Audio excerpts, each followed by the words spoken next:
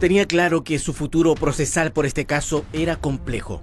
Quizás por eso Daniel Sauer comprendió de inmediato aquel consejo, entre comillas, que le entregó el abogado Luis Hermosilla cuando preparaban su estrategia judicial. Y él toma un número y dice, yo quiero decir que derivado de mi negocio con estos señores tienen, y lo cuenta él. Ahí tenemos que cerrar el negocio y los pitos y Jamaica. Y Jamaica volverme negro, yo sí, volverme negro. Pero más rápido porque si no nos vamos a tener arraigo, no vamos a poder salir. Sí. Reportajes Tele 13 tuvo acceso a documentos y antecedentes inéditos del caso FACTOP a cargo de la Fiscalía Oriente. Durante 2 días, algunos de ellos se expusieron ante el cuarto juzgado de garantía en el inicio de la investigación formal a los controladores de esta empresa de factoring y la corredora de bolsa vinculada a Daniel y Ariel Sauer, STF Capital. En la carpeta investigativa figura un informe de la PDI que pone en contexto esta parte de la conversación. Es un extracto de aquel ya famoso audio grabado por la abogada Leonarda Villalobos. Allí los policías indican que este diálogo ocurre mientras se discutía sobre una posible denuncia por parte de Rodrigo Toppelberg. Y es ahí donde se señala que si pasa eso hay que irse a Jamaica. Daniel Sauer señala que se va a volver negro, infiriendo que no volvería más, pero que tendría que ser rápido, antes de que salga el arraigo. Pero la estimación de medida cautelar se quedó corta. El tribunal accedió a la prisión preventiva de los hermanos Sauer por considerarlos un peligro para la sociedad. Trabajar con facturas falsas llega a afectar el erario público porque se evade impuestos. Rodrigo, fuiste defraudado por los hermanos Sauer, ¿no? El panorama fue totalmente distinto para su ex socio Rodrigo Toppelberg. La medida cautelar para él solo fue el arraigo y el arresto domiciliario nocturno por su colaboración con esta indagatoria. ¿Traicionó Toppelberg a sus socios y amigos para salvarse de prisión? Parece inexplicable de que él, siendo supuestamente autor, se le haya aplicado una medida cautelar de menor intensidad como una reclusión nocturna. El caso FACTOP empieza a existir luego de que Rodrigo Toppelberg decide salir a la palestra a denunciar estos hechos. Nosotros presentamos la primera querella el día 31 de julio. Hasta ese momento no había caso FACTOP. El Servicio de Impuestos Internos estima que las empresas ligadas a los Sauer emitieron facturas fraudulentas por más de 12.000 millones de pesos, lo que cuesta más o menos construir un hospital en Chile. A no olvidar, el negocio era, en resumen, el siguiente. Empresas relacionadas a Ariel y Daniel Sauer emitían facturas ideológicamente falsas o falsificadas, que luego terminaban en el factoring de su propiedad, FACTOP.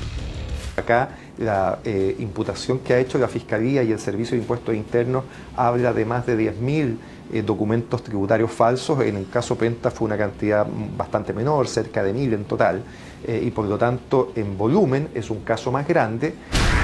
Este castillo de naipes financiero comenzó a derrumbarse cuando acreedores extranjeros que abrieron millonarias líneas de crédito a FACTOP lograron detectar que las facturas en garantía no aparecían en el portal de impuestos internos en Chile.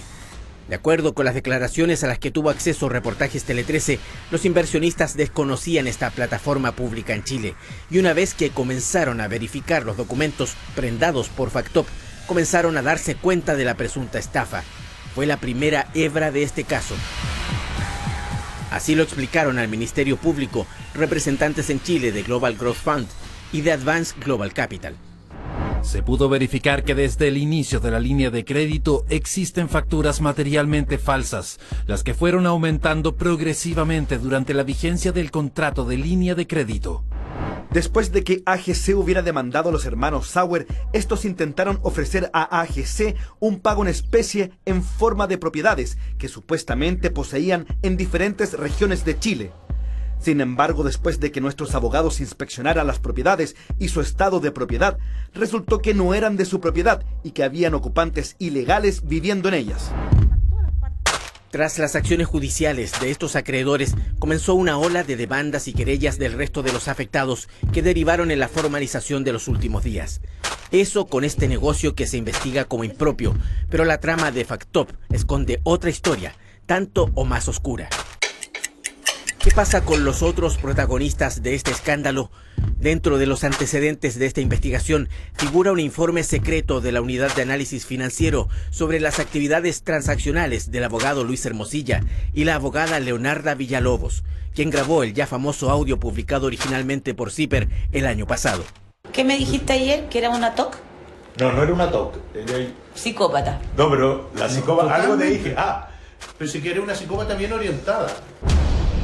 En este documento inédito al que tuvo acceso Reportajes Tele 13, se indica que existieron 8 reportes de operaciones sospechosas de Leonarda Villalobos y Luis Hermosilla, comunicadas por 6 bancos, una vez que se filtra el polémico audio, donde según dice el informe técnico, reconocieron la comisión de distintas maniobras destinadas a obtener financiamiento de forma ilegal, empleando facturas falsas, presuntos pagos a funcionarios públicos, entre otros.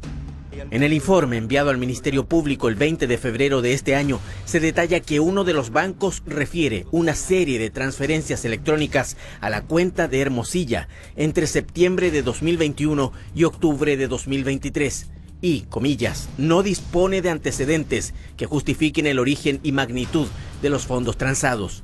Pero la UAF logra establecer el origen de las transacciones, que para ese periodo suman en total más de 1.600 millones de pesos.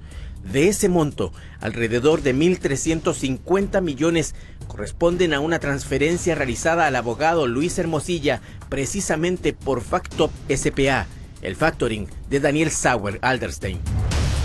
Además, se registran 20 depósitos en efectivo entre enero de 2020 y octubre de 2023 por más de 114 millones de pesos, desconociéndose la identidad de quienes los realizaron.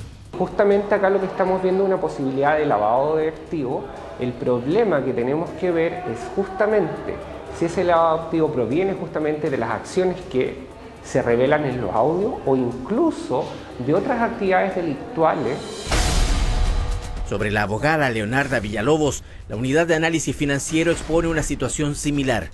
Abonos a su cuenta bancaria por más de 133 millones de pesos, provenientes también de Factop. Dentro de las señales de alerta indicadas por la UAF, figura expresamente la vinculación por medio de abonos de fondos a sus cuentas corrientes de las empresas hoy cuestionadas en este caso, y se establece que, comillas, no es factible descartar que las transacciones relacionadas por esas empresas con las personas reportadas pudiesen tener relación con maniobras tendientes a ocultar dineros con eventual origen ilícito. Lo que va a suceder acá es que necesariamente la Fiscalía va a tener que enviar toda esta información al Servicio de Impuestos Internos para que el Servicio de Impuestos Internos chequee si efectivamente todos estos dineros que recibió el señor Hermosilla, fruto supuestamente de su trabajo profesional, fueron declarados ante el Servicio de Impuestos Internos. En entrevista con Tele 13 Radio, el abogado de Luis Hermosilla, que por ahora solo figura como imputado por violación de secreto en el llamado caso Audios, afirmó que la Fiscalía no está autorizada para revisar todos los antecedentes que puedan existir en el teléfono móvil incautado al jurista. Creo que no existe competencia, creo que acá se debieran destruir toda la información, ¿cierto?, que está en el teléfono del señor Hermosilla, porque la Fiscalía no puede, ¿cierto?, analizar información para la cual no está autorizada. Pero la Corte determinó de manera provisional que el Consejo de Defensa del Estado podrá seguir revisando el contenido del celular de Hermosilla. Paralelamente a esa causa, la jueza de garantía que dejó en prisión preventiva a los hermanos Sauer entregó un plazo de investigación de 6 meses para el caso Factop. Si hay algo que ya se está comenzando a demostrar es que muchos controles de entidades públicas y privadas parecen no haber funcionado en estas transacciones presuntamente fraudulentas.